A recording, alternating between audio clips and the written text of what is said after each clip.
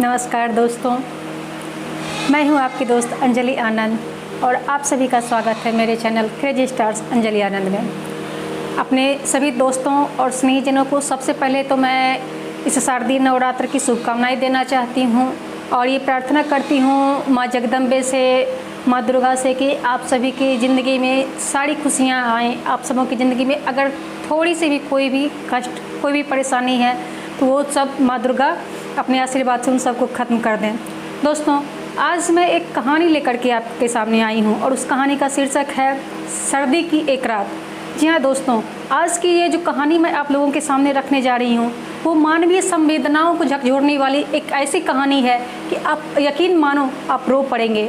और ये कहानी को लाने के लिए मेरा सबसे बड़ा मकसद ये है कि मैं आज जिस घटना का जिक्र करने वाली हूँ एक कहानी के माध्यम से, प्रायः हम सभी अपनी ज़िंदगी में वैसी घटनाओं से गुजरते हैं और हम सब उसे अनदेखा करते हैं। तो मेरे बाकी की कहानी जानने, समस्याओं को समझने के लिए सबसे पहले हम कोशिश करते हैं उस कहानी को जानने की। तो शुरू करते हैं उस कहानी को। ठंड की एक भीषण रात में एक व्यक्ति रात के सन्नाटे में वो अपनी गाड़ी से वापस अपने घर लौट रहा होता है, अपने काम से थक हार कर। उस व्यक्ति ने अपनी कार के सभी शीशे बंद कर रखे होते हैं और कार में एसी भी चला रखा होता है ताकि उसे गर्म हवा मिल सके। फिर भी पता नहीं कहाँ से उसे लग रहा था कि कहीं ना कहीं से ठंडी हवा आकर मेरे शरीर को भेद रही है। और वह इंसान कार के अंदर बंद शीशे में फिर भी वो उस सुराख को तलाशने की कोशिश कर रहा था जिससे कि उसे महसूस हो रहा था कि ठंडी हवा आ रही हो, लेकिन उसकी ये कोशिश नाकाम ही थी। तकरीबन आधे घंटे ड्राइव करने के बाद वो अपने घर पहुंच जाता है। भीषण ठंड की रात थी और आधी रात होने की थी, तकरीबन 12 बज चुके थे। और वह व्यक्ति कार के अंदर से वो आवाज़ देता है, हॉर्न बजाता है कि शायद कोई आकर गाड़ी गेट खोल दे और मुझे गाड़ी से ना उतरना पड़े, क्योंकि उसे ठंड लग रही थी। रात के 12 बज रहे थे, शायद सभी लोग सो रहे थे, तो किसी ने भी रिस्पॉन्स नहीं दिया, किसी ने भी दरवाज़ा नहीं खोला। अंत में हार कर उस व्यक्ति ने ही नीचे उतरकर उसने कार गेट खोला। 10 मिनट तक हॉर्न बजाते रहने के बाद भी अगर जब किसी ने दरवाज़ा नहीं खोला तो उसने खुद से घर का दरवाज़ा खोला। जब वो दरवाज़ा खोला और उसने अपनी गाड़ी को अंदर किया और जब वो अपनी कार लेकर के गेट से अंदर चला गया, तो जब वो दोबारा पलटता है बाहर अपना गेट लगाने के लिए इधर आता है, तो उसकी नज़र अपने घर के सामने फुटपाथ पर पड़ती है जहाँ की तकरीबन 8 से 10 साल का एक बच्चा सो रहा होता है। उसने एक अधफटी चादर ओढ़ रखी होती है और उसके बगल में ही एक कुत्ता भी सो रहा होता है। और वो बच्चा जिसके पास कि सिर्फ एक अधफटी चादर ही है, उस अधफटी चादर से उसने खुद को भी ढक रखा होता है और उस कुत्ते को भी ढक रखा होता है। उस वक्त वह व्यक्ति जो कि काम से लौट रहा था, उसने मोंटे कार्लो की एक महंगी जैकेट पहन रखी थी और भी बहुत सारे उसने ठंड के में पहनने लायक कपड़े पहन रखे थे। फिर भी इतने सारे महंगे कपड़े पहनने के बावजूद वह व्यक्ति ठंड को कोस रहा था।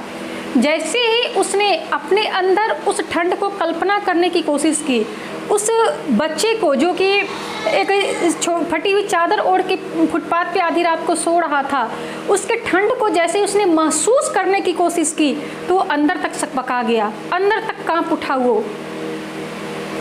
और इतने में ही वो देखता क्या है कि उस बच्चे के साथ जो एक कुत्ता सो रहा होता है वो उसकी चादर को छोड़ करके उस व्यक्ति के कार के नीचे चला जाता है।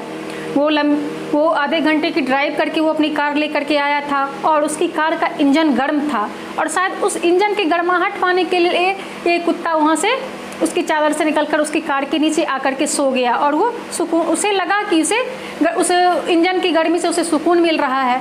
तो उस व्यक्ति ने भी उस कुत्ते को भगाने की कोशिश नहीं की, उसने दरवाज़ा बंद किया धीरे धीरे और वो पिछला गेट खोल करके वो अपने घर चला गया।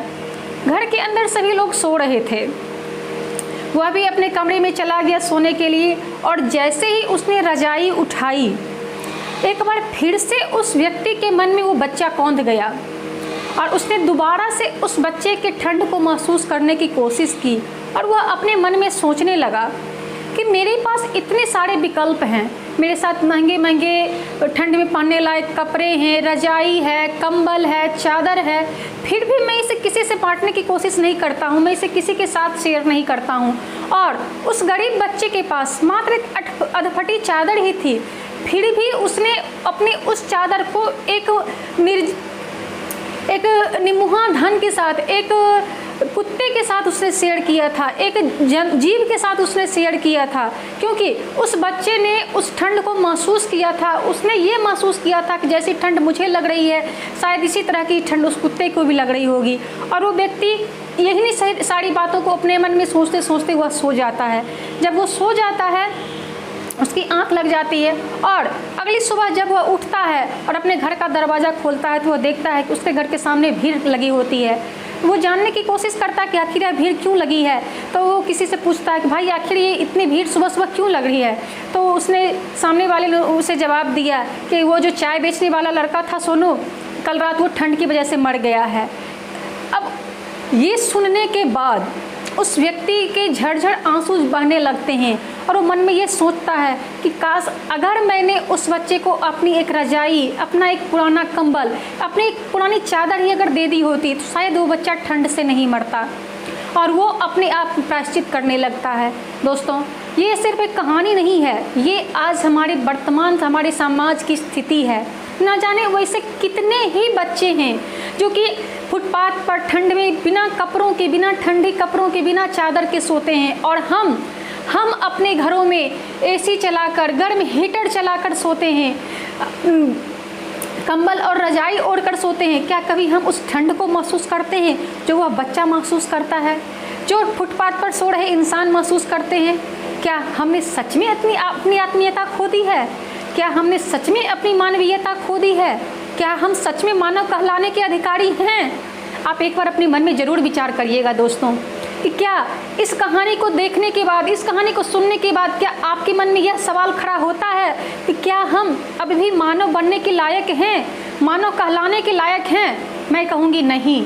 अगर हम अपनी आँखों से अगर किसी को मरते देख रहे हैं, किसी को ठंड से कांपते देख रहे हैं, किसी को भूखे देख रहे हैं और हमारे घर में बहुत सारे ऑप्शंस पड़े हुए हैं, हमारे घर में बहुत सारे पुराने कपड़े पड़े हुए हैं जिनसे कि हमारी कबर्ड भरे पड़े हैं, हमारे पास खाने का सामान रोज़ बर्बाद हो जा रहा है जिन्हें हम डस्टबिन में डालकर कचरे में फेंक देते हैं, तो क्यों ना हम उन अपने बेकार पड़े कपड़ों को, क्यों ना हम अपने बचे हुए खानों को किसी गरीब को, किसी भूखे को, किसी निर्धन को दान कर दे, किसी वैसे बच्चों को दे दे जो कि ठंड से मर जाता हो। दोस्तों चलिए एक बार इस नवरात्रि में आइए मेरे साथ आप सब भी ये कसम लीजिए कि अब से नहीं ज़्यादा हो, जितनी ही कोशिश कर पड़े, एक ही व्यक्ति को, एक ही निर्धन को, एक ही बच्चे को सहारा देने की कोशिश करें। आइए इस नवरात्रि में हम ये शपथ लें, माँ जगदम्बे से हम ये प्रार्थना करें कि हे माँ, हमारे देश में, हमारे समाज में कोई भूख से ना मरे, कोई ठंड से न मरे। हमसे जितनी शक्ति बन पड़ती है, हमारे पास जो भी हमारे पास पर्याय है जिनका हम प्रयोग नहीं करते हैं, वो हम किसी निर्धन को दान कर दें। हमारे पास जो हमारा खाना बचता है वो हम कचरे में न डालकर किसी निर्धन को खिला दें जिससे कि उसका पेट भर सके। तो दोस्तों मैं यही कहना चाहती हूँ। तब तक के लिए जय हिंद।